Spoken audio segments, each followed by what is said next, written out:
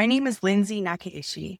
I'm board certified in family medicine and lifestyle medicine with a clinical focus on addiction medicine.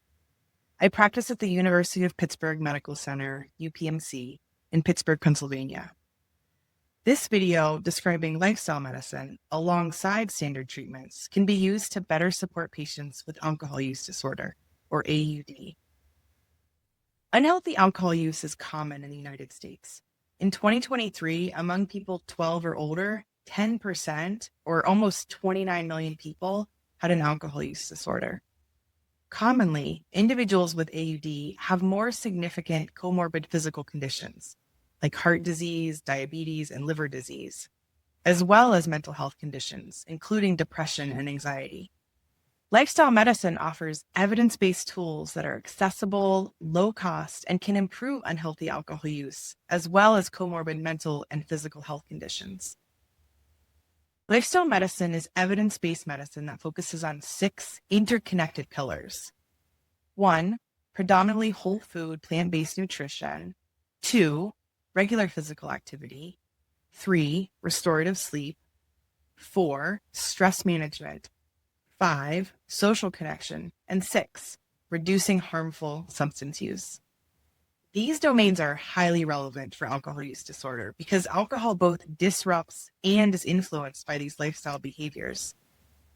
The National Institute on Alcohol Abuse and Alcoholism and the American Academy of Family Physicians emphasize multimodal care as the standard of treatment. Importantly, lifestyle interventions are accessible complements rather than replacements for pharmacotherapy and behavioral treatments. Pillar 1, nutrition. Nutrition is a key but often overlooked factor in alcohol use disorder. Individuals with AUD commonly have malnutrition and micronutrient deficiencies, especially thiamine, vitamin B12, vitamin C, folate, and essential minerals such as iron, zinc, and magnesium, which often requires supplementation. Alcohol replaces nutrient-dense foods in the diet, contributing to less protein and fiber intake. Alcohol consumption is also associated with increased intake of ultra-processed foods, which further impacts diet quality. In addition to problems related to dietary intake, chronic alcohol use also influences the body's ability to digest and absorb nutrients by a few different mechanisms. Chronic alcohol use impairs gut and metabolic function through insulin resistance, pancreatic dysfunction, and impaired liver function. The brain-gut microbiota is a bidirectional communication network between the brain and the gastrointestinal system. Emerging evidence demonstrates that unhealthy alcohol use, even over a period as short as 6 months, alters the gut microbiota by reducing the diversity and volume of the beneficial bacteria while promoting predominantly pro-inflammatory, harmful bacteria. This may lead to systemic inflammation, liver damage, alcohol cravings, and worsening anxiety and depression. There's strong and consistent evidence that predominantly whole food, plant-based diets support a healthy gut microbiome.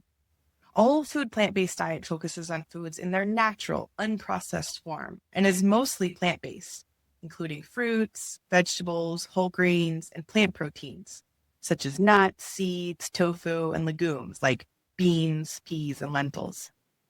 For example, a whole food plant-based eating would be something like having a banana rather than processed banana chips. Because these foods are high in fiber, they promote a greater bacterial diversity and higher levels of beneficial bacteria, which means a healthier gut microbiome. And for individuals with AUD, a diet rich in fruits, vegetables, whole grains, and plant proteins can support their recovery. Practical takeaway number 1. Helping patients access and consume more whole foods that are plant-based strengthens their recovery by reducing alcohol cravings and improving their mental and physical health. Ask them which whole food, plant-based foods they already like and prescribe an increased weekly intake of these beneficial foods. In addition, you can support common micronutrient deficiencies by providing patients with thiamine, magnesium, and vitamin C supplementation. Pillar 2, regular physical activity or movement.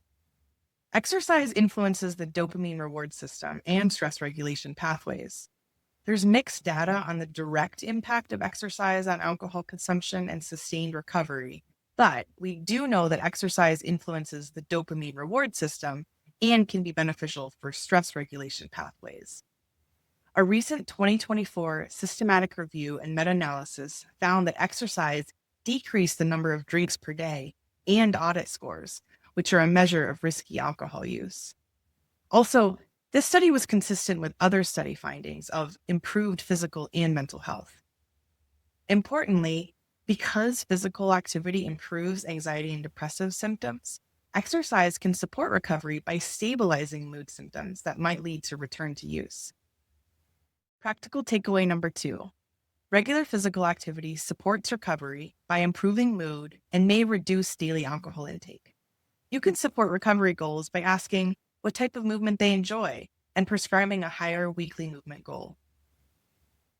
Pillar 3, restorative sleep. Sleep disorders are common in individuals with AUD and often persist in early recovery. Chronic alcohol use disrupts sleep architecture, leading to difficulty falling asleep, staying asleep, and poor sleep quality. It's important to assist patients in achieving restorative sleep because insomnia can both be the reason for alcohol use and a trigger for return to use. First-line treatment is cognitive behavioral therapy, or CBT, for insomnia, or CBTI, which includes stimulus control therapy, sleep restriction therapy, cognitive restructuring, sleep hygiene, and relaxation training. While effective, access to this specialized treatment is limited, with fewer than 500 CBTI sleep specialists in the US. If none are available in your community, clinicians can also prescribe digital or online CBTI programs. The Veterans Affairs has an excellent app called Insomnia Coach, which is a useful guide for good sleep hygiene practices. In outpatient care, healthcare professionals can reinforce key CBTI principles, especially sleep restriction or sleep scheduling. Patients often try to catch up on sleep by spending more time in bed, which can worsen insomnia. Instead, encourage a consistent daily wake time, regardless of when they went to bed, to help regulate their circadian clock. Practical takeaway number 3, restorative sleep supports recovery. Connect patients to either an in-person or digital CBTI specialist. While patients are establishing CBTI care, primary care providers can start to build a strong foundation of healthier sleep by prescribing a daily wake time they can adhere to, regardless of their bedtime. Pillar 4, stress management. Stress is a common trigger for return to use of alcohol. Evidence-based behavioral interventions for AUD are similar to evidence-based interventions for mental health conditions, such as anxiety or depression. These interventions include CBT, mindfulness-based interventions, acceptance and commitment therapy, and dialectical behavioral therapy, all of which support recovery through stress management and emotional regulation. Although patients are often referred to behavioral health specialists, barriers to accessing these specialists are common. Primary care may be a more accessible healthcare setting to access these stress management interventions. Healthcare professionals without mental health specialization can effectively facilitate dialectical behavioral therapy skill sessions with minimal training and use brief behavioral tools in their patient visits. For example, providers can effectively explain and demonstrate deep breathing strategies and mindfulness exercises. Practical takeaway number 4. Even brief behavioral health interventions in primary care can improve coping and reduce alcohol use.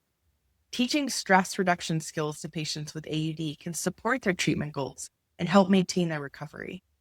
Pillar 5, social connection. In patients with alcohol use disorder, social support is a critical protective factor that can help support the initiation and the maintenance of recovery.